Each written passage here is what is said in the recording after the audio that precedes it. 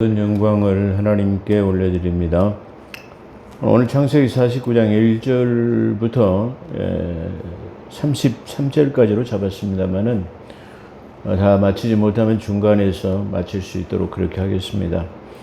제목은 야곱의 유언과 축복이라고 제목을 잡았습니다. 오늘은 추수감사절로 한국교회가 전부 일제히 추수감사절로 지냅니다. 우리 한국교회를 축복합니다. 또한 이 나라 이민족을 축복합니다. 애교 순방길에 오르신 대통령을 축복합니다. 이 추수감사절은 1620년에 영국에서 신앙의 자유를 찾아가지고 메이플라워를 타고 미국에 정착한 청교도들이 그의 처음으로 농사해가지고 그 농사한 것에 대해서 감사하는 그런 절기를 최초로 지낸 절기를 기원으로 해서 이 추수감사절을 지냅니다. 지극히 성경적이라고 볼 수 있죠. 여호수아는 광야에서 만나를 먹던 그들에게 가나안 땅에 들어가더니 거기 이미 경작되어져 있는 곡식들을 먹었습니다.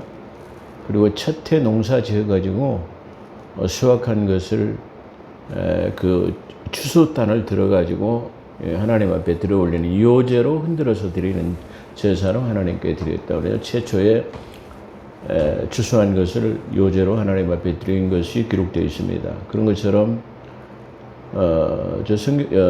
적과구리는 가나안 땅에 들어갔을 때 최초로 드리는 여호수아에 의해서 드려진 것이 아마 최초의 추수감사절이 아닌가 그렇게 생각해 볼 수 있고요. 두 번째로는 바로 이 청교도들에 의해서 1620년 최초로 드려진 것이다 그렇게 생각해 볼 수 있습니다.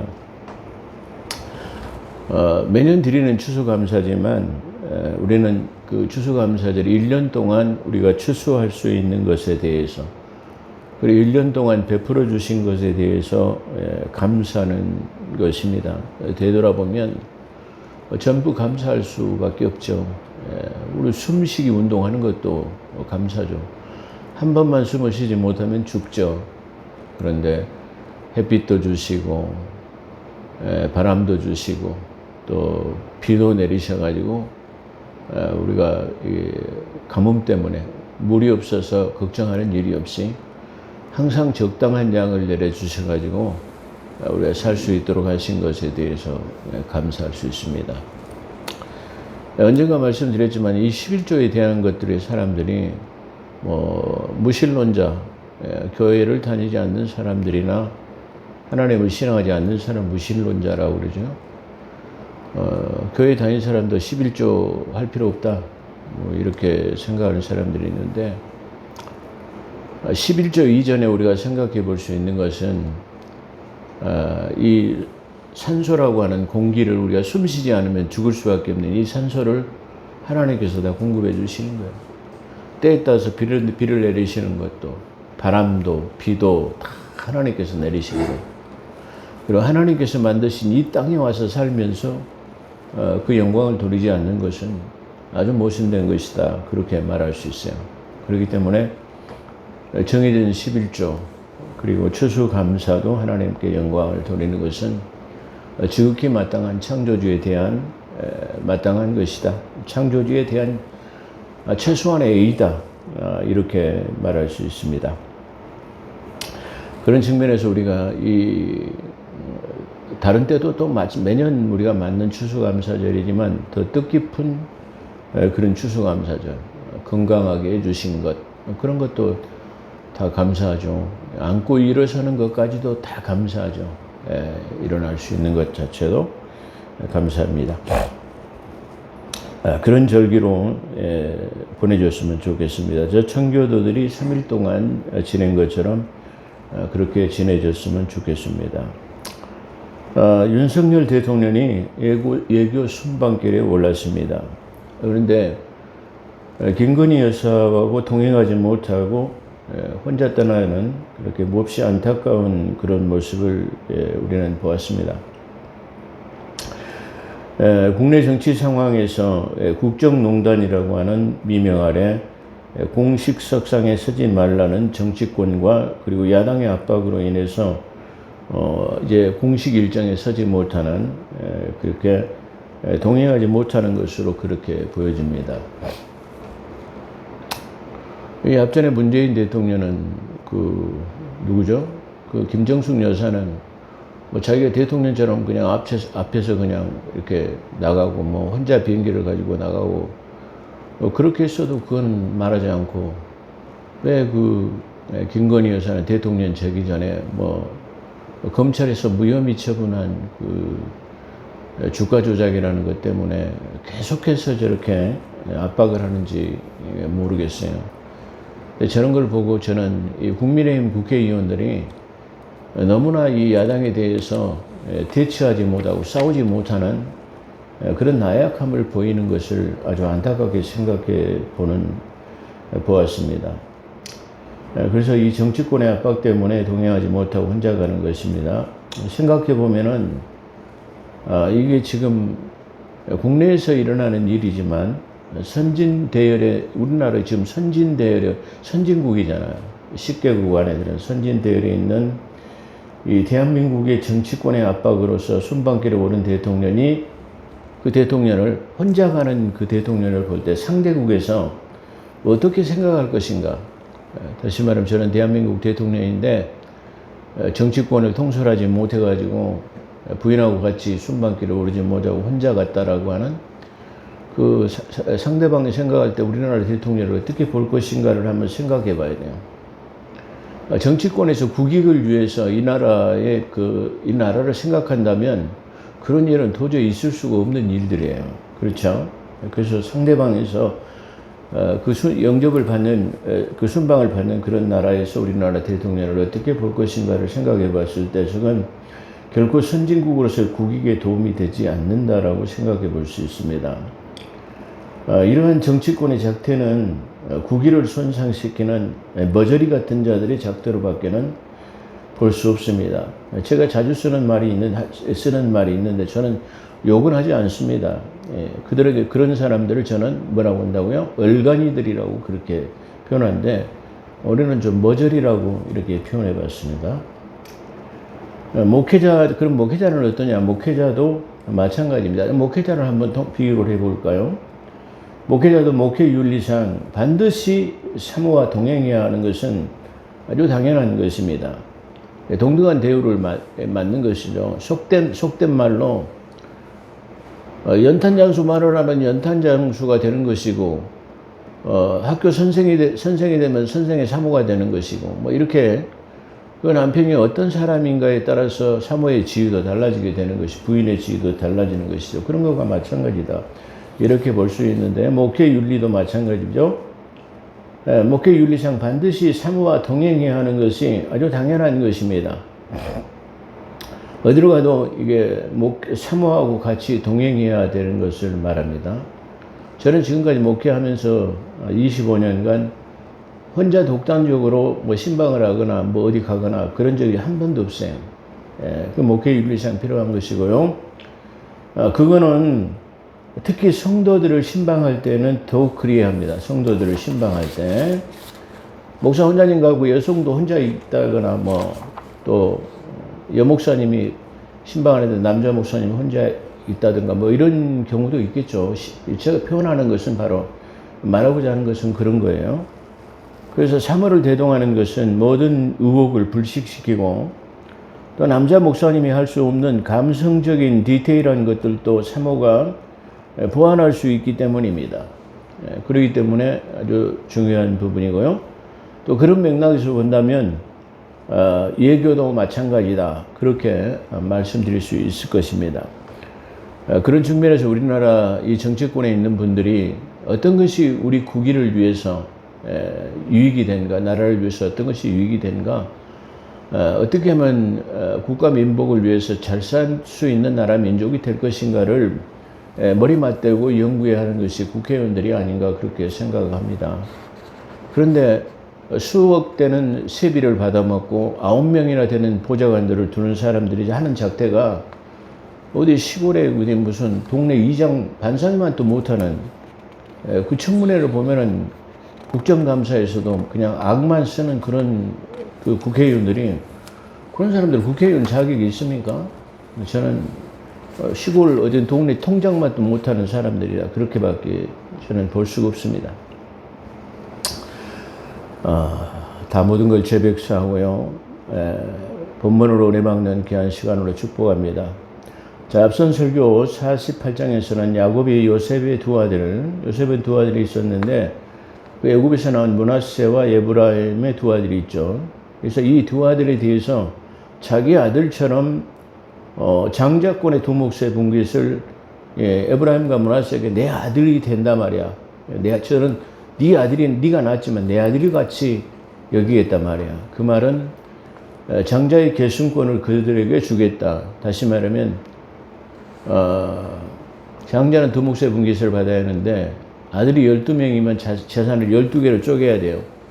근데 아들이 장자는 두 몫을 받아야 되기 때문에 재산을 13개로 쪼개가지고 거기서 2개는 장자가 가져가는 거예요. 그래서 네 몫으로 2개를 주는데 에브라임과 므낫세에게 주겠다. 그런 말이죠. 그래서 그렇게 분깃을 주겠다고 약속과 함께 요셉은 자기가 가장 사랑했던 라헬의 소생으로 그렇게 라헬의 소생으로서 요셉을 적통자로 생각한단 말이에요. 내가 라헬하고 결혼했는데 레아가 들어와서 내 첫 번째 아내가 된 것뿐이지 내 마음의 부인은 라헬이었다. 그런 측면으로 보고 있어요. 그렇기 때문에 나는 레아의 아들인 루벤이 장자가 아니고 내 사랑했던 라헬의 소생인 이 요셉을 내가 장자로 여기겠다라고 하는 그 내용이 은연중에 그 속에 들어있다라는 것을 우리가 한번 생각해 볼 수 있어요. 그래서 요셉이야말로 적통자로 생각하고 계승권이 요셉에게 있음을 암시하는 그런 내용들이 많이 들어있다. 그렇게 말씀드렸어요. 그렇기 때문에 창세기 48장은 대단히 어떤 측면에서 난해한 부분이에요. 좀 이게 도대체 뭘 말하는 것인가, 문맥상 이게 잘 맞지 않는 부분이 있는데, 제가 이 설명을 통해 아주 여러분들이 그 내용을 잘 이해하게 되시기를 주 여러분을 축원합니다. 이제 창세기 49장을 다루고 앞으로 두세 번 하면 창세기 50장까지 마무리하게 됩니다. 근데 이 창세기 강해를 통해서 항상 이 강해를 하고 나서도 제 마음속에는 늘 부족한 것 뿐입니다. 좀 더 이게 잘할 수 있었는데 그런 부족한 면을 생각하게 되고요. 또 저는 이 강해 설교라고 하는 본문 텍스트에 이 기점을 두기 때문에 놓칠 수 있는 것들은 바로 현대 생활에서의 적용이라는 부분에 대해서 좀 부족할 수도 있겠구나, 그런 생각도 하고, 또 한편으로는 또 다른 교리적인 측면도 좀 부족할 수도 있겠구나, 그런 생각을 좀 해봐요. 왜 그러냐면은 저는 강해라고 하는 본문 단어에 대해서 아주 치중하게 있기 때문에 그런 부분도 놓칠 수 있는 부분이 아닌가, 그렇게 한번 생각해 봐요. 그래서 그런 부분을 좀 다뤘으면 좋았을 것인데, 그런 측면에는 그런 거 다 세세하게 다루면 많은 시간이 걸리기 때문에 이게 다루지 못하고 있다라는 그런 아쉬움을 남기도 합니다. 그런 측면에서 하나님의 말씀은 대할 때마다 이 창세기 강해를 끝내지만 또 다음에 창세기를 강해하면 또 새롭게 다가오는 것은 하나님의 오묘한 깊은 말씀이기 때문에 그렇게 느껴질 수밖에 없습니다. 제가 시편을 150편까지 새벽 기도회 때 수없이 많이 읽었어요. 그런데 지난번에 했기 때문에 또 무슨 은혜를 받을까 그렇게 생각하지만, 읽을 때마다 다른 깊이의 내용, 이런 것들을 우리가 생각할 때 과연 하나님의 말씀은 깊고 오묘하다는 것을 우리가 생각해 볼 수 있습니다. 자, 그런 측면에서 제 강해 설교를 위해서 기도해 주시고 제 동영상 설교를 들으신 분들도 격려 차원에서 구독, 좋아요도 좀 눌러주시기를 부탁의 말씀을 드립니다. 자, 49장 1절은 자기의 모든 아들들을 불러가지고 모아서 후일에 당할 일들을, 다시 말하면 내가 후일에 있을 일을 이루리라. 이 말은 다른 말로 하면 내가 너희들을 위해서 예언하겠단 말이야. 그 예언을 지금 하겠다라고 설명하는 것입니다. 너희는 모여서 들으라. 야곱의 아들들이여. 그리고 야곱의 아들들이여. 그러면서 너희 아버지 이스라엘에게 들으라. 그런 말이죠. 이 이스라엘이라는 말은 어떤 측면이 이스라엘이라는 지금 내 아들들아 들으라. 그렇게 말하면서 이스라엘의 아들들아 들으라. 이스라엘을 강조하는 것은 그래 내가 하나님과 싸워서 대면해가지고 이겼단 말이야. 그래서 그 이스라엘이라는 이름을 가졌다라는 그런 측면에서 이스라엘의 이름을 여기서 강조하고 있다. 그렇게 말씀드릴 수 있어요. 자, 그래서 너희 아버지 이스라엘에게 들으라. 첫 번째 아들 루벤으로부터 12명의 아들을 쭉 앉혀놓고 지금 예언하는 것입니다. 루벤아, 너는 내 장자요. 그렇죠? 앞서 48장에 보게 되면 이 형식적인 이 레아의 아들로서 장자는 실제적인 장자는 루벤이었지만 자기가 생각하는 적통자는 바로 나엘의 소생이었다라는 것을 말하지만 여기서는 바로 이 루벤부터 지금 시작하고 있습니다. 그래서 형식적인 장자 큰아들이지만은 적통자는 아님을 우리가 이 앞전에 설교에서 말씀드렸죠. 너는 내 장자로서 장자 큰아들로서 내 능력이요 내 기력이 시작이었단 말이야. 유풍이 월등하고 유풍당당하다 그런 말이죠. 유풍이 월등하고 권능이 탁월하다 말은 물의 끓음같이 그냥 냄비에 물이 부르르 끓다가 금방 식어버리는 끓지 못하는 그런 것과 같은 그런 상태예요. 그러니까 기력의 시작이요 또 능력이요 유풍당당하고 능력이 탁월한 그런 존재였지만은 그것이 이어가지 못하는 물의 끓음같이 그렇게 되어버렸다. 지금 그렇게 끓음같이 되어버렸다. 너는 탁월하지 못하리니 내 아버지의 침상을 더럽혔음이라. 내 침상에 올랐었도다 라고 말하죠. 이건 창세기 35장 22절에 말하는데 서모 비라와의 간통의 사건을 지금 들어서 지금 말하고 있는 것을 봅니다. 자, 이 성경에서 제가 이 창세기 강해 설교를 할 때 지난번에 야곱에 대해서도 말했지만 반드시 우리는 이 땅에 살면서 이 땅에서의 저지른 일에 대해서는 대가를 받는 거예요. 반드시 우리가 한 것에 대해서는 보응을 받아야 돼요. 선한 것으로 심었다면 선한 것으로 보응을 받는 거예요. 악한 것으로 심으면 악한 것으로 보응을 받는 거예요. 아무리 위장하고 거짓말하고 속이고 한다 하더라도 누구를 못 속이죠?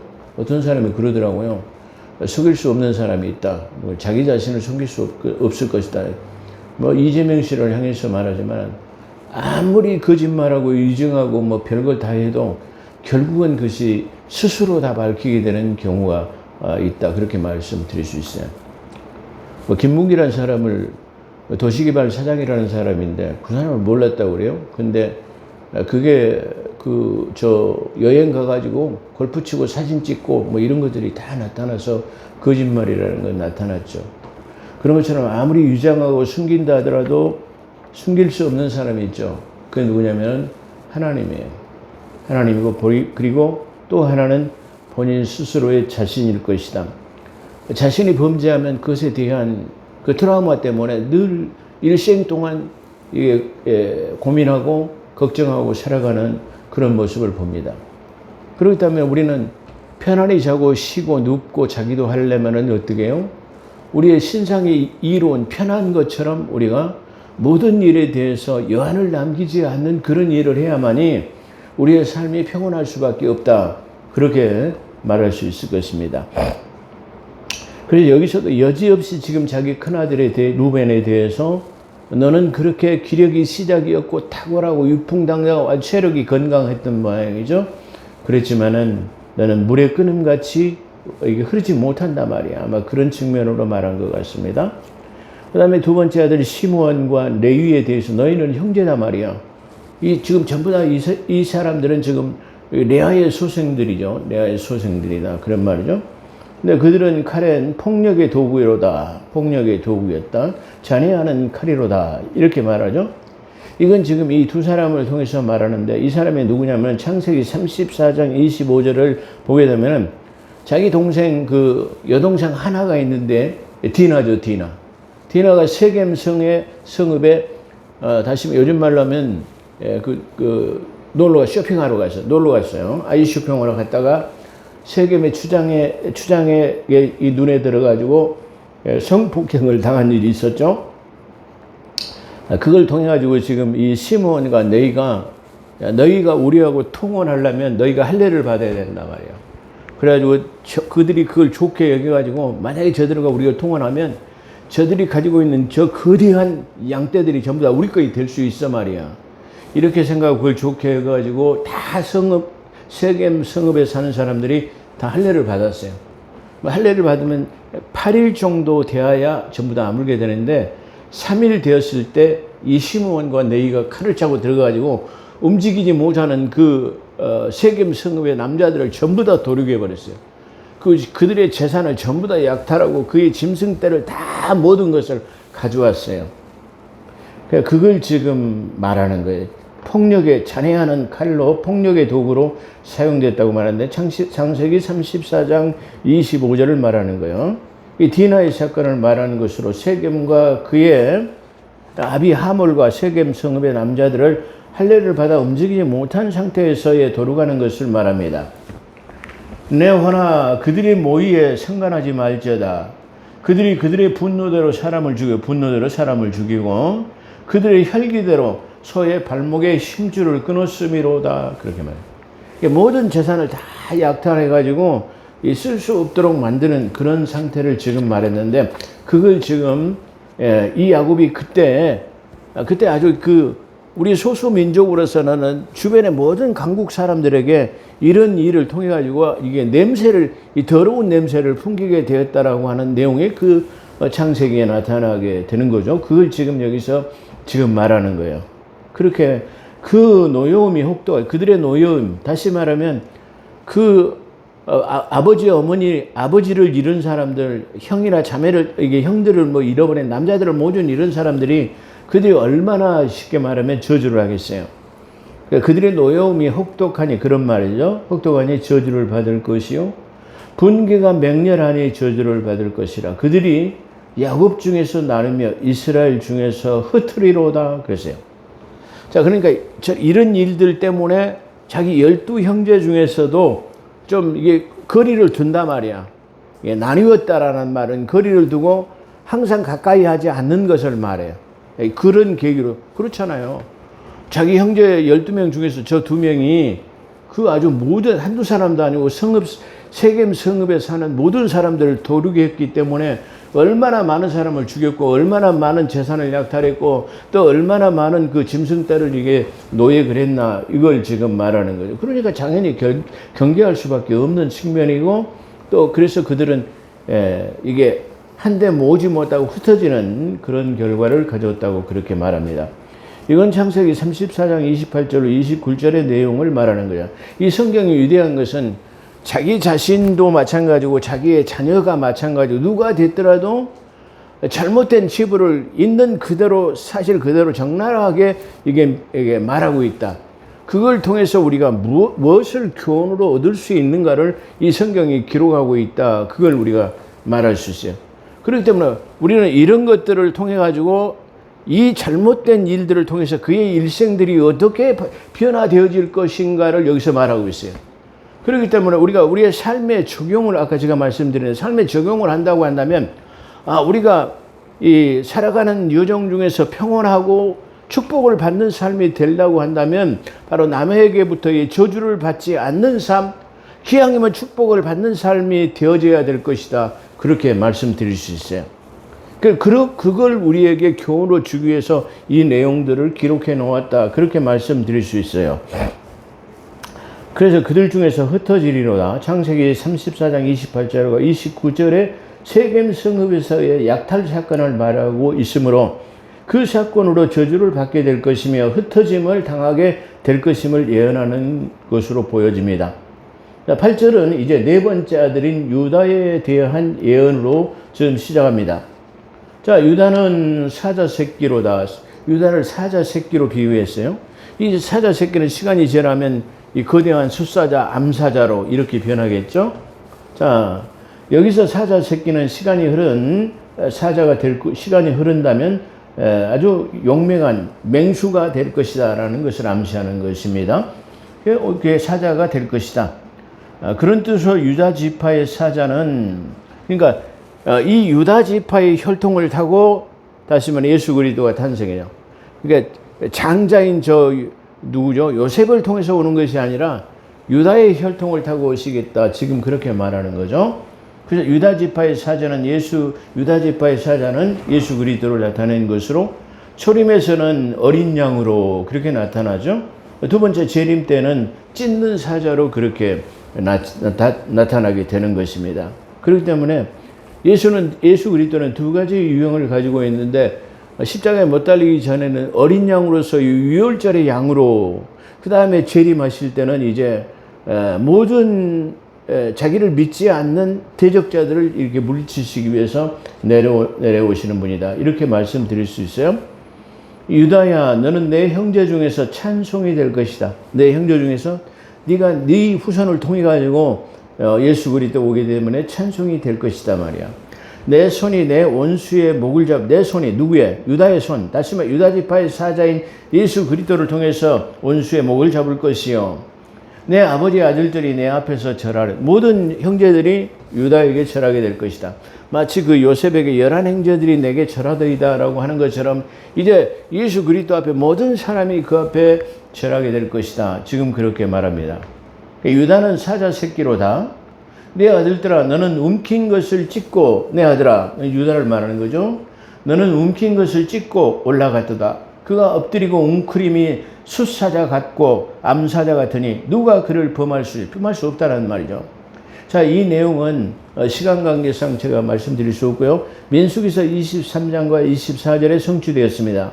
또한 민수기 24장 9절에서 이 내용들이 정확하게 그대로 성취되었다는 것을 우리가 볼 수 있습니다.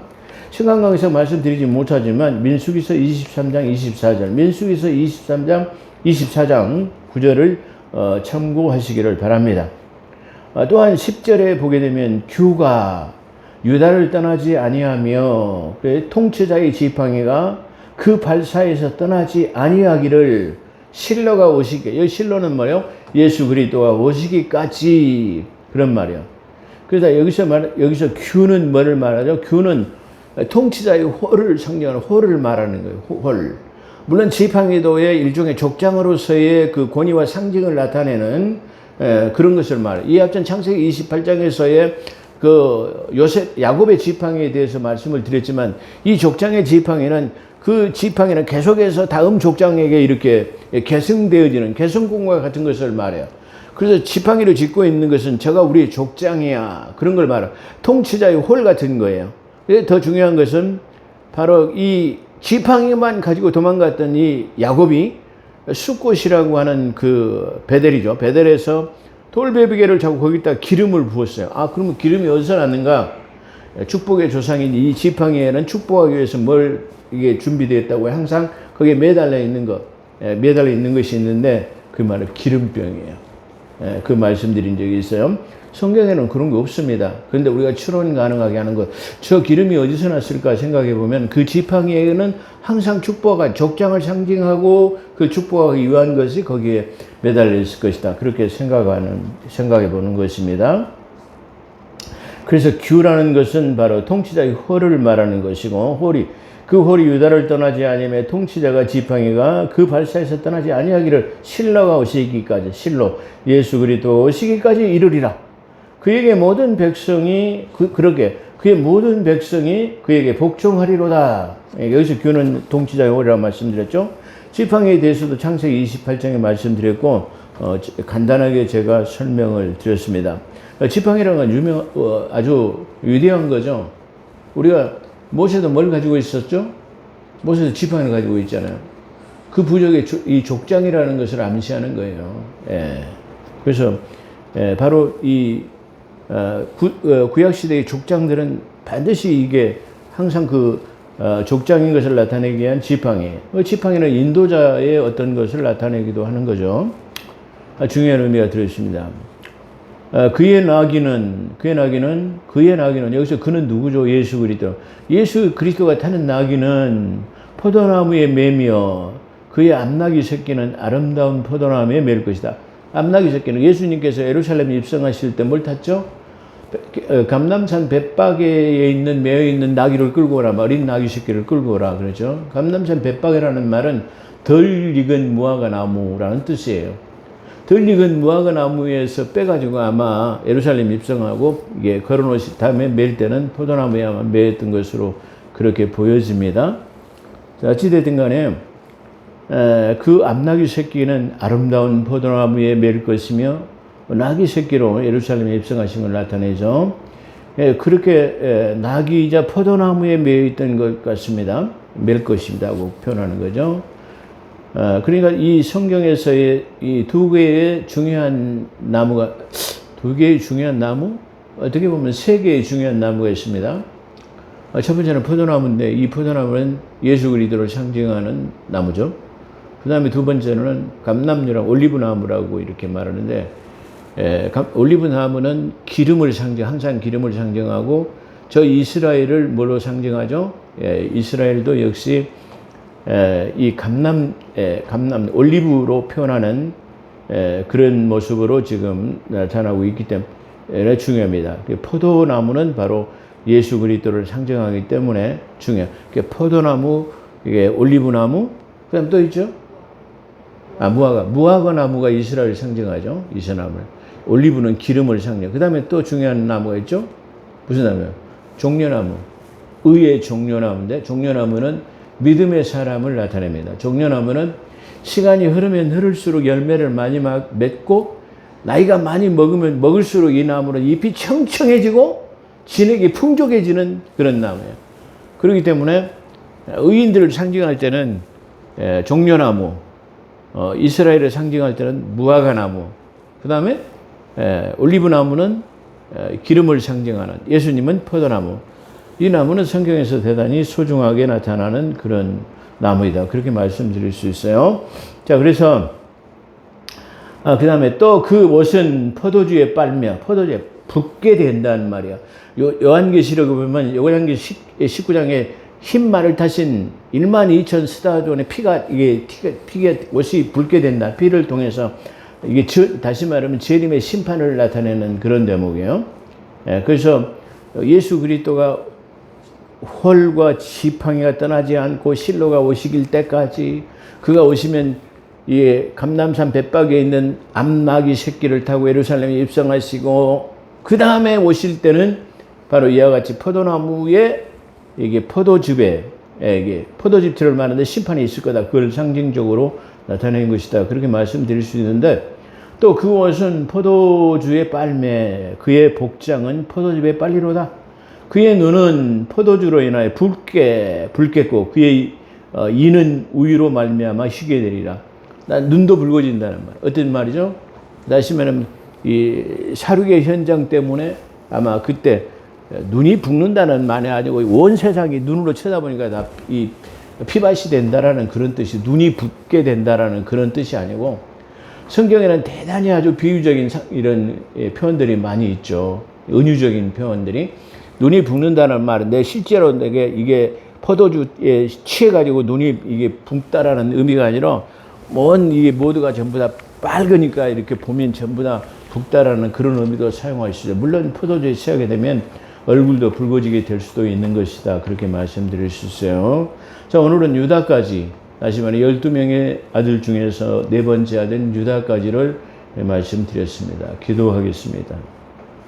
오 거룩하시고 자비로우신 하나님, 오늘 추수감사절을 지내게 하신 하나님께 영광을 돌려드립니다. 이 추수감사절을 통해서 지난 1년 동안 저희들에게 베풀어 주신 은혜와 사랑에 진실로 감사를 드립니다. 또한 하나님, 우리가 이 창세기 강해를 통해서 우리가 삶의 현장에서 우리가 저지른 일은 반드시 우리가 저지른 일에 대한 보응을 받게 된다는 사실을 이 성경을 통해서 우리가 볼 수 있었습니다. 그러므로 말미암아 우리의 삶이 늘 복을 받는 삶, 나가도 들어가도 성읍에도 떡반죽거리에도 그리고 우양육축에도 복을 받는 그러한 삶이 될 수 있도록 남에게 원성이나 저주를 받는 삶이 아닌 항상 남을 좋게 여기고 귀하게 여기는 겸손과 사랑의 믿음이 있어지게 도와주시옵소서. 오늘도 함께 하신 것 감사하며 우리 구주 예수 그리스도 이름으로 감사기도 드리옵나이다.